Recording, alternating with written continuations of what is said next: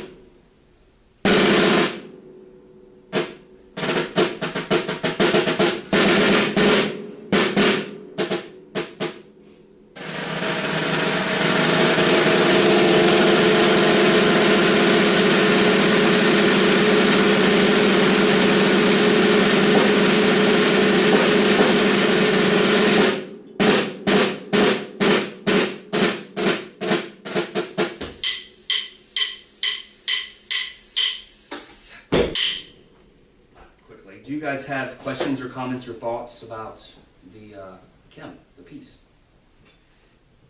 Yeah, the beginning, the mute on the drum. Is that called for in the score? It is, and these are not that easy to come by anymore. This is the old Billy Gladstone Ludwig pad, the vacuum pad. If you want to do it, we have one. Does he specifically ask for that? He does. He specifically does. Yeah, very much so. And let me just tell you something about that. Like it says in nice capital letters at the bottom, vacuum pad. There's a reason it's called vacuum pad. Like these used to sell pretty well. I think possibly they don't as much anymore because you stick it on the drum, and if you don't have something in the way, it really does create a suction and a vacuum as you play on it. As I discovered the first time I did this piece, I tried to pick it up, and the entire drum came with it, which definitely interferes with the visual, presentation that you're trying to get across. So I always have to have some sort of muffling device that's just preventing it from getting total suction. So, and seriously, it can be like you need an implement to dig under there and get it out. So just the little stuff that we discover when we play a lot of soloistic stuff or percussion ensemble. You always got to have your road maps ready. You got to have your implements ready for worst case scenario. I kind of hate to think about it like that, but you play long enough and do enough different types of gigs, enough things go wrong, you realize, let me cover all my bases, sort of worst case scenario. So anyway, yes, Gladstone pad. And I should mention also, Askell Masson is an Icelandic composer, and Kim, the title of the piece, of course, Kim in Icelandic means germ or embryo, which for him, and you would not necessarily know this by listening to it, but his germ or embryo was the idea behind the piece that he expanded. And it's essentially just a pattern, a metric pattern of 3/8, 7/8, and 11/8 that is repeated 32 times, the entire length of the piece.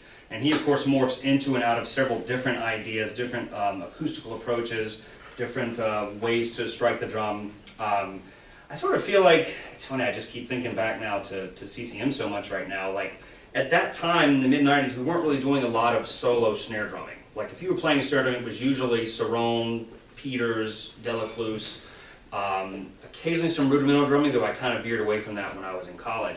And so I feel like the last 10 years or so, guys like Askell Masson, Joe Tompkins, guys are really sort of writing for the snare in a very different way, and really exploring some of the acoustical properties of the drum.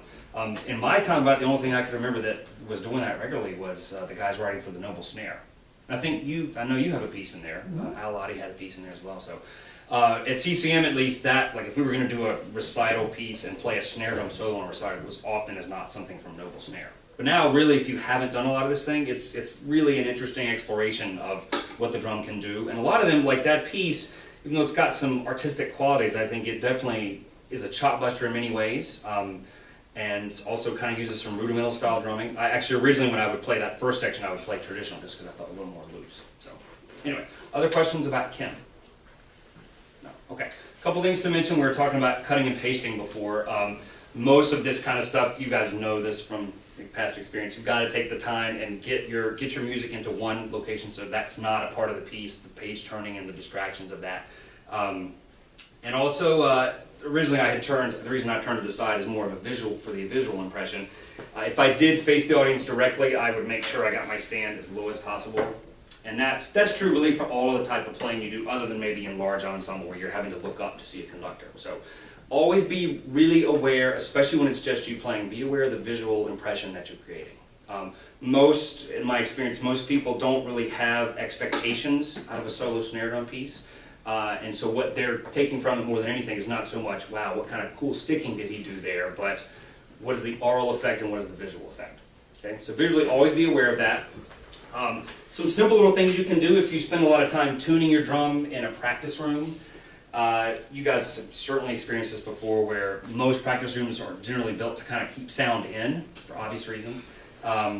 And then when you get on a recital stage or a big concert hall, like usually much boomier sound. So when you tune, like this would be a great place to tune, I think, like a good mid-range, not super huge space, but it's going to project certainly more than your typical practice room. So keep that in mind, and when you get into a space and you're testing out the acoustical properties, which I think is always important to do, a lot of recital halls now will have curtains and things built in, so you can kind of make some acoustical adjustments and things that will provide some clarity for what you're doing. Another quick fix, if you don't have time to do all that, or you're in an older hall, is to actually put your snare drum on a little carpet. like maybe just a small little area rug or a floor mat or something like an entrance rug. And it'll kind of provide some clarity. That may not always be what you want, but just quick little fixes that if you don't want to like crank it through snare drum. So